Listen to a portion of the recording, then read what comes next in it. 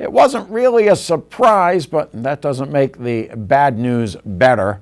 North Attleboro Public Schools will be facing a budget deficit for the 2017-2018 school year, possibly as large as $1.8 million. That according to a presentation by new Superintendent Scott Holcomb to the school committee Monday night. So just more information to preface our budget. So we took a peek from 2001 to 2017 using the budget history, using the Northeast Urban Consumer Price Index. And what we were looking for is, we know that the students have changed, population has changed, the needs of the education has changed. And what I wanted to show is kind of what our dollars we could actually buy in 2001 and normalized to 2017. And overall, the black line down bottom demonstrates that when you put things in terms of 2001 relative to 2017, that we have no more buying power today with our money than we did in 2001. And even though the budget's going up over time, a certain percent, our buying power has not. We continue to run very efficiently. We're going to continue talking about what the school system needs to return in order to run at an optimal level.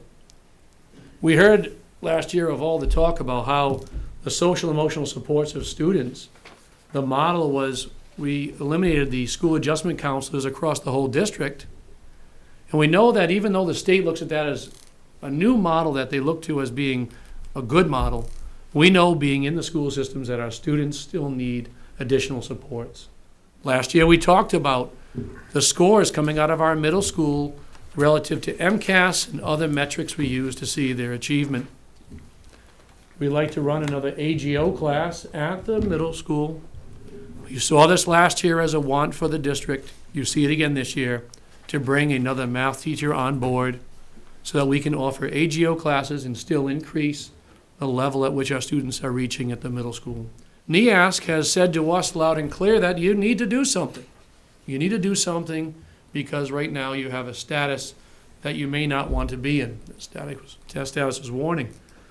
It fell into two areas, and one was the physical plant, which can be addressed by the capital improvement projects, the CIPs, but the other was a community resources for learning that dealt directly with the curriculum. Years ago in our district, we had multiple curriculum and instructional leaders that took care of things in grades 6 through 12 to monitor curriculum. I'm asking that we bring back a curriculum and instructional director, one, not both that we used to have years ago, and the average for that is around $105,000. Overall, what we end up seeing is a budget request of FY17 that we're operating on right now is $36,249,291. If we look at our requests for fixed costs that are salary related, plus the pieces I just mentioned, the three pieces I mentioned, we're over at $37,379,052.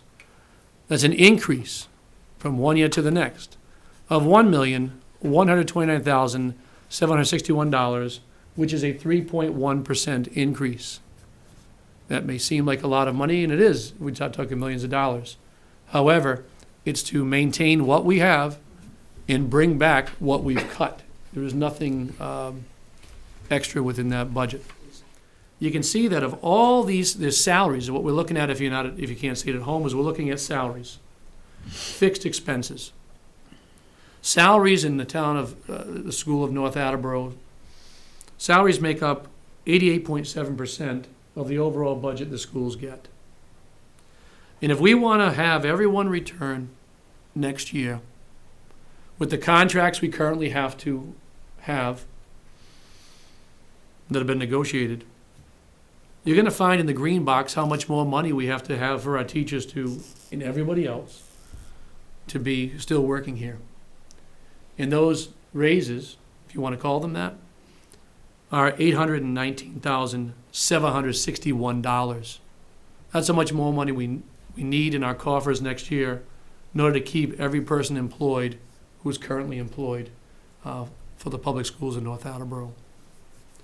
And you can see the increase under the FY 2018 requests and how it goes up from $32,153 to $32,973, representing that increase in salaries.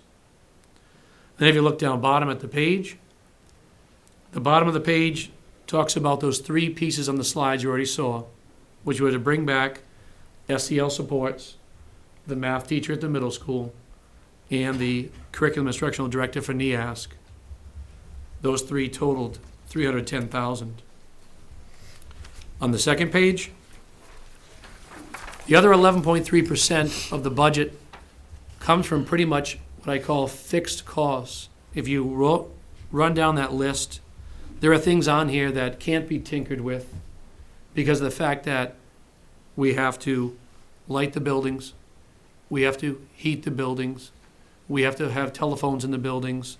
Each one of those things have an associated cost, making up around 11.3% of the overall budget, giving us a total budget of $37,379,052.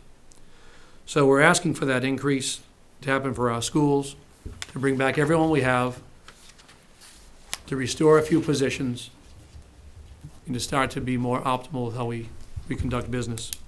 Monday night's meeting of the school committee can be seen in its entirety through Thursday on North TV's government channel, Comcast Channel 98, and Verizon Channel 23.